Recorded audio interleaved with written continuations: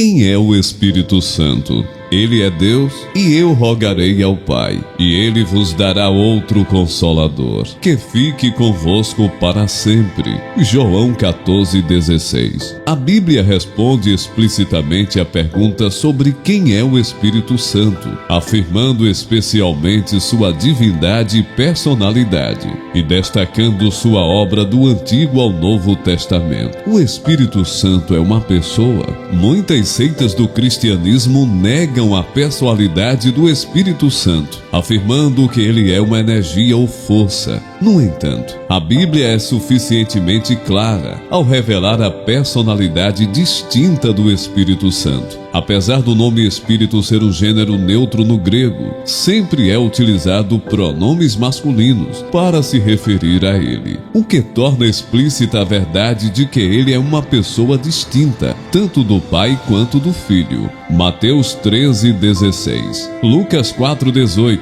João 15,26. Aliás, a Bíblia explora de uma forma tão explícita os atributos pessoais do Espírito Santo que sua relação com o Pai e o Filho só pode ser entendida se também houver o entendimento de que ele é uma pessoa. Mateus 28,19, 1 Coríntios 12, 4-6. Sobre a personalidade do Espírito Santo, a Bíblia fala que ele possui intelecto. Romanos 8,27, 1 Coríntios 2, 10-13.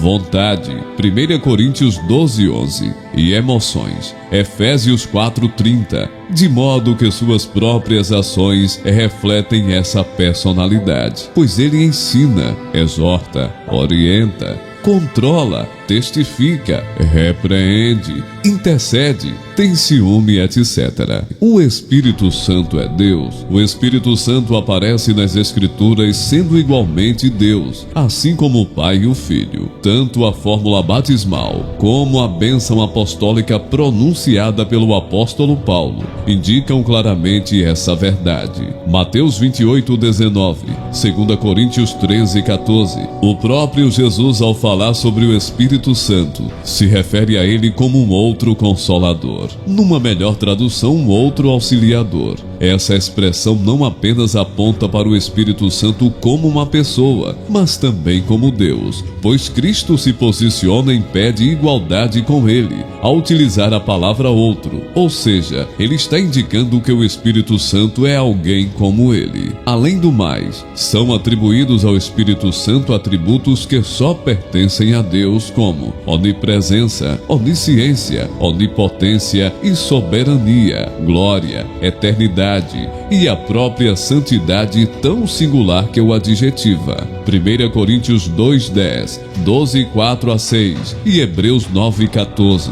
Assim fica evidente que a Bíblia revela o Deus triuno nas pessoas do Pai, Filho e Espírito. O Filho é gerado eternamente do Pai e o Espírito procede eternamente do Pai e do Filho. João 15,26. Portanto, o Espírito Santo é o Espírito do Pai, como também é o Espírito de Cristo, mas não deve ser confundido como sendo a própria pessoa do Pai ou do Filho. Ao contrário, é no Espírito Santo que o Pai e o Filho se encontram. Mateus 10:20, Romanos 8:9, 1 Coríntios 2, 11 e 12.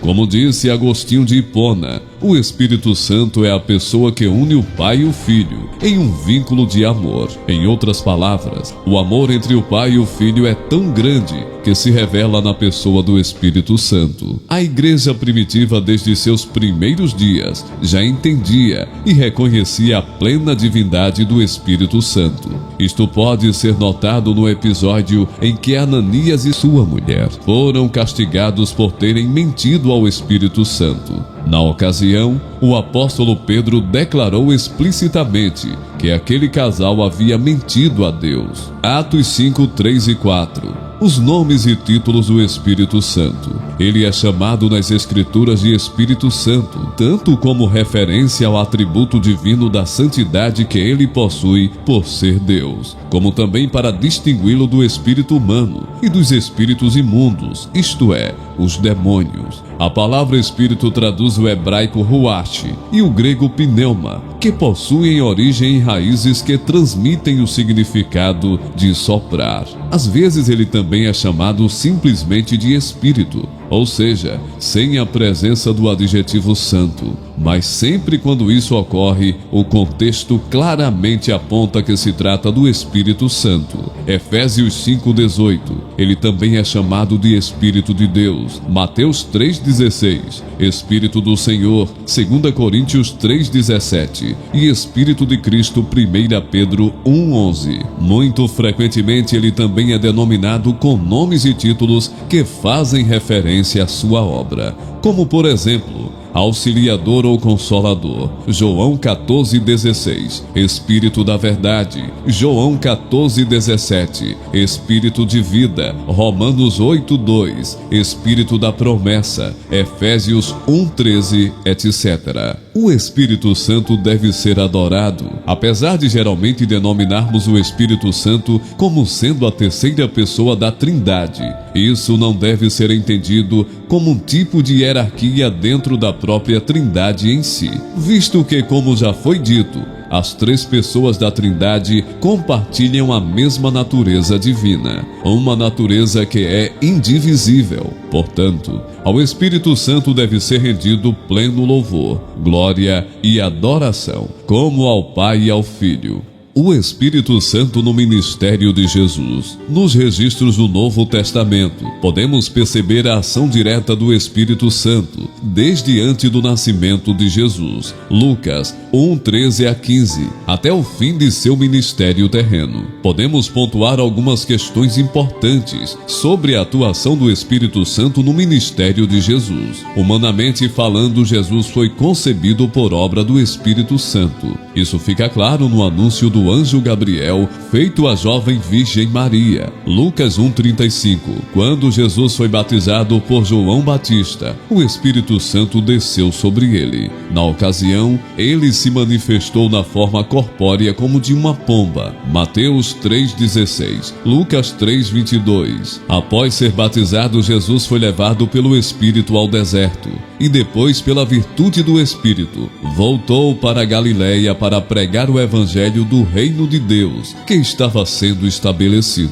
Lucas 4:1-14. Na sinagoga, Jesus se apresentou como o cumprimento final da profecia do profeta Isaías, onde as primeiras linhas diziam: "O Espírito do Senhor está sobre mim, porque me ungiu para proclamar boas novas aos pobres." Lucas 4:18-21. O Senhor Jesus, pelo Espírito, expulsou demônios, Mateus 12:28, e conversando com o fariseu Nicodemos, disse que ninguém pode entrar no reino de Deus se não nascer da água e do Espírito, João 3:5. Por fim, ressuscitou Cristo, Romanos 1:4. Como o escritor do livro de Hebreus ressaltou, o Espírito Santo foi quem sustentou Jesus durante toda a sua obra redentora, Hebreus 9:14. A obra do Espírito Santo. A obra do Espírito Santo é destacada em toda a Bíblia, desde o início. O livro de Gênesis, em suas primeiras palavras, declara que o Espírito de Deus se movia sobre a face das águas. Gênesis 1:2.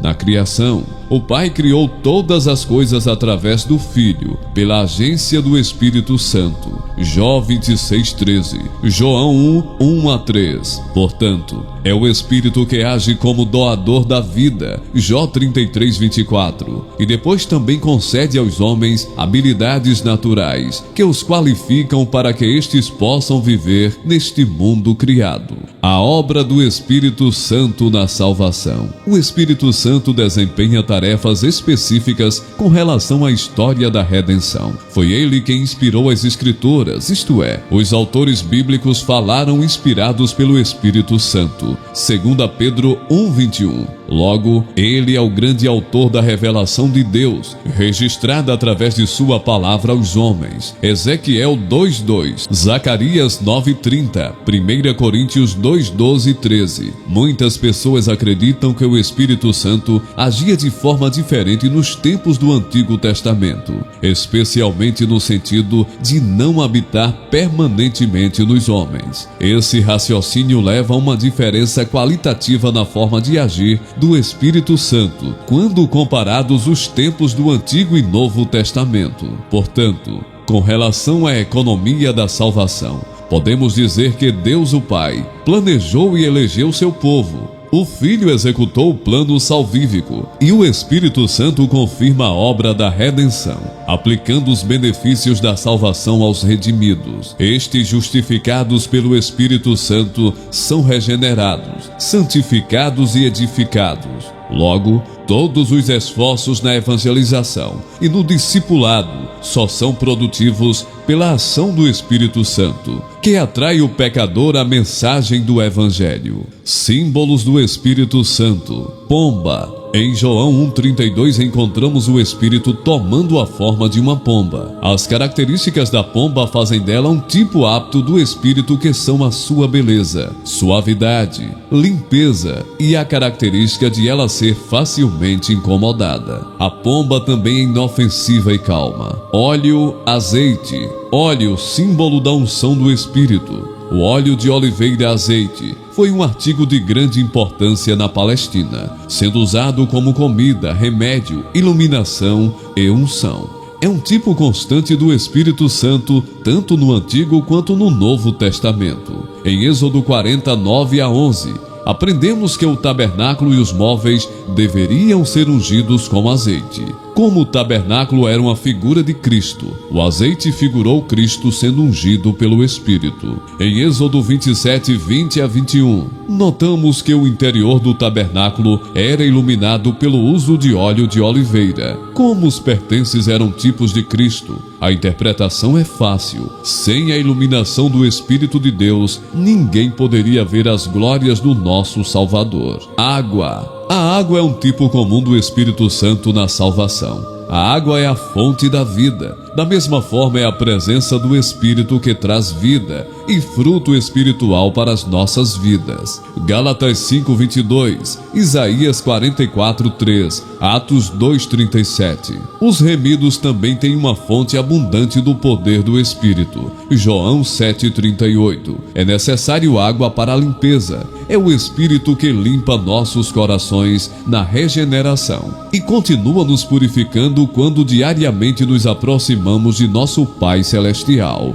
Tito 3:5, Êxodo 29:4. Vento. O vento é invisível na sua obra. João 3:8. O vento não é controlado pelos homens. O Espírito Santo é soberano em suas operações. A presença do vento é percebida pela sua influência. Da mesma forma, a presença do Espírito Santo é conhecida pela sua influência nos corações. O vento é poderoso. Atos 2:1-2. Fogo. Em Atos 2:3 vemos que o fogo era um sinal da presença do Espírito. Vemos no Antigo Testamento que o fogo é uma evidência da presença do Senhor. Êxodo 3:2, da aprovação do Senhor, Levítico 9:24, e proteção do Senhor, Êxodo 13:21. Em Apocalipse 4:5, o Espírito é simbolizado por 7 lâmpadas de fogo. Dons e frutos do Espírito. Sem dúvida, o uso mais comum dessa linguagem figurada é usada para apontar o resultado, a evidência de uma vida cheia do Espírito, chamada de dons ou frutos. 1 Coríntios 12, Gálatas 5:22-23. E isso que significa ser cheio do Espírito, estar sob o comando do Espírito Santo de tal forma que uma vida de milagres seja evidente, uma colheita abundante de frutos do Espírito, que todo fiscal de frutos na congregação pode ver. Assim, ele habita nos crentes, é seu intercessor. Os ensina na verdade, os capacita dando-lhes dons espirituais, os conduz à santificação contínua, os guia em toda a verdade, gera neles o fruto do Espírito, que contrasta com as terríveis obras da carne, e os preserva firmes até o fim, pois ele próprio é o selo que marca o povo de Deus, a garantia que concede a certeza da salvação àqueles que foram justificados. João 14, 17 e 26, Romanos 8, 9 a 26, Hebreus 2, 4 e 10, 5. Conclusão: ele deseja ter um relacionamento conosco, mas precisamos desejar isso, porque ele é educado e respeita a nossa escolha. Depois de conhecer mais da terceira pessoa da Trindade, como resultado, espero que você deseje ter um relacionamento pessoal com ele. Portanto, você precisa querer. Isso mesmo, Deus respeita e não vai forçar. Ele é gentil, porque ele disse: não por força, nem por violência, mas pelo meu espírito. Zacarias 4:6. Da mesma forma que ele esteve presente na criação e nos demais momentos da história bíblica, ele está conosco agora, agindo no coração de cada crente.